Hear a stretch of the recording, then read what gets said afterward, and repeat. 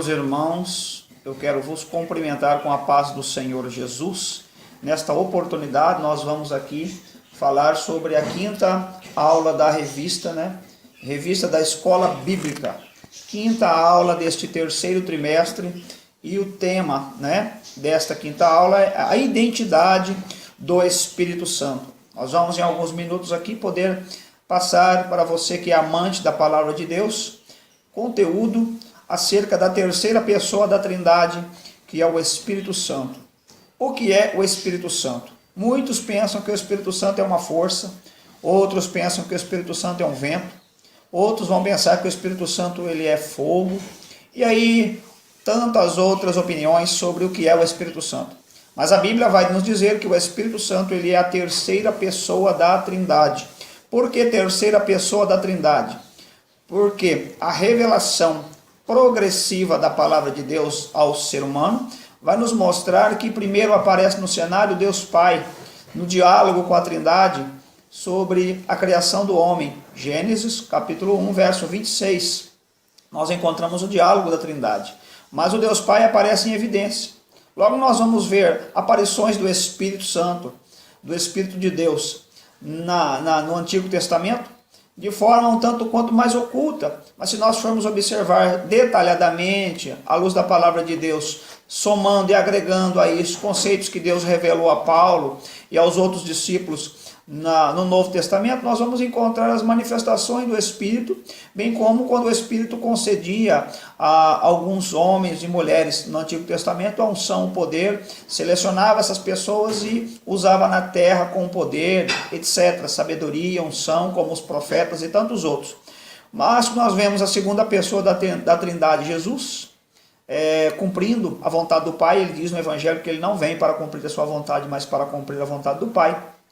E Jesus diz também que ele precisava voltar para o Pai, ou seja, retornar ao céu, à glória, ao terceiro céu, e estar sentado à destra do Deus Pai, para que o Consolador viesse. Este Consolador, nos originais da palavra de Deus, vai nos mostrar que é uma outra pessoa em igual poder, em igual forma, ou seja, nós vemos aqui a deidade do Espírito Santo. E na famosa descida do Espírito Santo em Pentecostes, quando inaugura ali o período da graça, literalmente falando a igreja, as funções dadas ao Espírito Santo, que são justamente as manifestações diversas do poder de Deus, a multiforme sabedoria de Deus. É por isso que é a terceira pessoa da Trindade, pela progressão, pela revelação progressiva da palavra de Deus. E não que o Espírito Santo seja uma deidade inferior ou colocada numa terceira classe, não. É só por conta da revelação. Então vem primeiro, aparece no cenário Deus Pai, na sequência, na plenitude dos tempos, aparece o Cordeiro Deus Filho, na verdade, cumpre o seu propósito, e agora outorga, a Trindade outorga em comum acordo, em comunhão, a responsabilidade de conduzir a noiva, a igreja, os homens que aceitam a fé em Jesus. Portanto, o Espírito Santo tem todas as características e atributos da deidade. O Espírito Santo, ele é Deus, ok? Fora disso, você deve refutar, deletar na tua vida. O Espírito Santo é Deus, a terceira pessoa da Trindade. Quais as funções do Espírito Santo?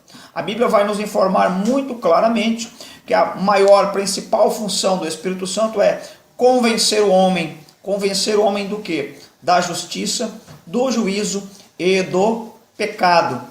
Isto, ou seja, ele vai convencer, através do Espírito Santo, o homem, quando abre o coração para ouvir a pregação, a palavra de Deus, o Espírito Santo vai trabalhando nas mentes e nos corações, a convencer o homem primeiro do juízo. O que é isso? Que há uma condenação para a humanidade posto pelo pecado original, a maldição do pecado original. Nós vamos entender que o homem então vai reconhecer essa necessidade, e o Espírito Santo vai levar a confessar o quê? O sacrifício, crer em Jesus Cristo.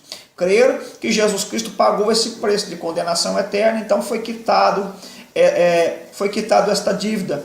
Então o homem vai reconhecer o senhorio de Jesus. Quando isso acontece, o Espírito Santo passa a fazer morada Deus. Então não mora em templos feitos por mãos humanas. Deus vai fazer morada na terceira pessoa da Trindade, o Espírito Santo, nos corações dos homens, né? Nós, seres humanos que aceitamos a fé em Cristo Jesus, somos templo e somos morada de Deus. O Espírito Santo tem outras funções, vai trazendo luz. O que é isso? O entendimento, sabedoria, né? A nossa mente, que é finita, que é falha, que é pequena, e essa luz, não é, do poder de Deus sobre as vidas e sobre as mentes, vai levando a pessoa a verificar a sua conduta de vida e se colocar em uma posição que vai agradar a Deus. E conhecereis a verdade, e a verdade vos libertará. Jesus disse aos discípulos que o Consolador viria e ele levaria ao entendimento e lembraria a eles das palavras que Jesus havia dito. Então, o Espírito Santo vai trazendo que a mente das pessoas, a palavra, o entendimento correto, o direcionamento correto, a revelação dos mistérios de Deus dentro da sua palavra, e as pessoas vão se colocando, ou seja, se deixando moldar justamente pelo molde da palavra de Deus. E conhecereis a verdade, e a verdade vos libertará. João 8, verso 32. As funções do Espírito Santo. Ele vai conduzir as nossas vidas dando dons. O que é isso? Dons vocacionados, segundo o Espírito, ele vai distribuindo, né, para as pessoas dons. Nós vamos ver lá em Atos dos Apóstolos, capítulo 2, né, as manifestações com poder, com batismos, com variedades de línguas, interpretações e assim por diante.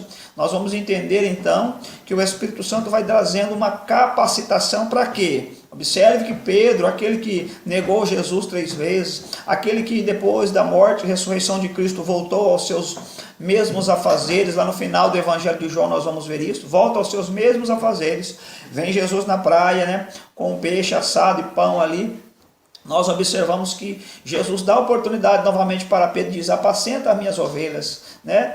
E quando nós observamos em Atos dos Apóstolos, Pedro então, cheio do Espírito Santo, do poder de Deus, da graça de Deus, pela manifestação, pelo derramamento do Espírito Santo sobre toda a carne, ou seja, sobre todo aquele que abre o seu coração, que crê, que coloca sua vida na posição correta, que aceita o batismo, que aceita a Santa Ceia, né?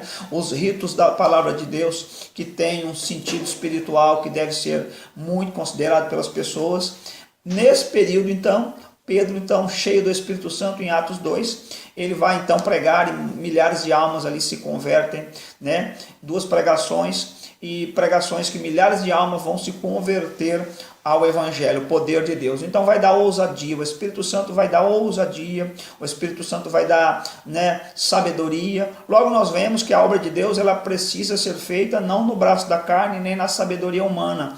Tiago diz que a sabedoria humana ela é diabólica, mas a sabedoria que vem do alto, né, é dada por Deus justamente para poder desempenhar funções, serviço, fazer a obra de Deus. O id, o famoso levanta e anda. Se você aceitou a fé em Jesus, existe uma palavra ordenada: ide por todo mundo, pregai o evangelho a toda criatura. Aquele que crer e for batizado, este será salvo. E estes sinais seguirão aos que crerem. Em meu nome expulsarão demônios, curarão enfermos, né? E assim vai. Ou seja, as manifestações do poder de Deus que algumas religiões, religiões evangélicas até de certa forma interpretam ou não aceitam as manifestações do poder de Deus, mas quando nós vemos em Pentecoste, aonde o Espírito de Deus habita e a liberdade, as manifestações são diversas, são variadas, no intuito de trabalhar, ganhar almas para o Senhor, no intuito da glória de Deus e no intuito de refutar, de reprimir as obras de Satanás. Outras atribuições do Espírito Santo, lá em 1 Coríntios capítulo 12, a distribuição variada, né? As vocações. Portanto, Deus chama alguns para pastores, doutores, mestres, evangelistas, ensinadores, aqueles que louvam a Deus, aqueles que intercedem, aconselhadores e assim por diante. São dons vocacionados justamente pelo Espírito de Deus, pelo Espírito Santo. E o maior dom, 1 Coríntios capítulo 13, que é o dom do amor, né? Amar a Deus acima de todas as coisas e amar ao próximo como a ti mesmo. Nisto se resume toda a lei aleluia, e os profetas. Então o amor é o maior e mais excelente dom. E lá também no livro de Gálatas nós vamos encontrar as manifestações diversas do fruto do Espírito, que nós podemos citar aqui: longanimidade, mansidão, domínio próprio, etc., temperança, né? Equilíbrio, sabedoria. Isso tudo são frutos do Espírito, assuntos que nós falamos no primeiro trimestre do ano de 2017, está lá no nosso canal no YouTube. Estas funções são as funções do Espírito Santo. Também o Espírito Santo, a Bíblia nos diz que ele é o selo, ele é o penhor da promessa. O que é isto? A garantia da promessa de salvação, a garantia que Deus nos livra do mal, a garantia que Deus habita em nossas vidas, a garantia em que Deus vai nos livrar das ciladas do adversário, a garantia em que Deus vai colocar por terra as obras de Satanás. É a presença do Espírito Santo. Portanto, cuidado, você deve na sua vida buscar a santificação para que você não venha a entristecer o Espírito Santo, porque para ele fazer morada é preciso ter um coração reto, um coração puro, um coração sincero. Errou, pecou, peça perdão e seja fiel, né? Vida de consagração, vida no altar, de louvor, de adoração, meditação na palavra, participação nos cultos congregacionais e assim por diante. Deus vai nos dando crescimento espiritual, edificação, e vai nos dando vitória.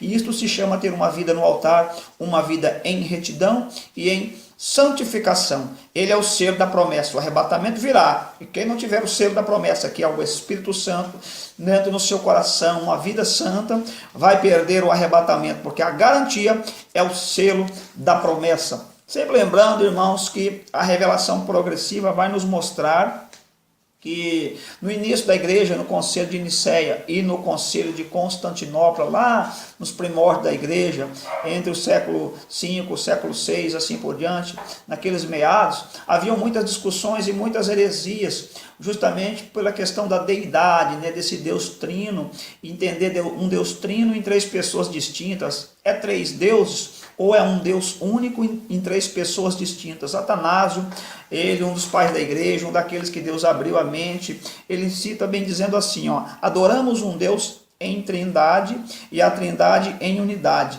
sem confundir as pessoas, sem separar a substância. Ou seja, nós adoramos um Deus trino, que se manifesta nas nossas vidas, né? Primeiro na pessoa singular do Deus Pai, no projeto Façamos o Homem, e dizendo, no princípio era o verbo, vem Jesus então cumprindo a palavra, né? Se apresenta no cenário, vem do ventre de uma virgem, cumpre o seu propósito, que é o propósito do Deus Pai, entrega a sua vida ali na cruz do Calvário, vence a morte, vence o pecado, vence o diabo, vence todos os inimigos, né?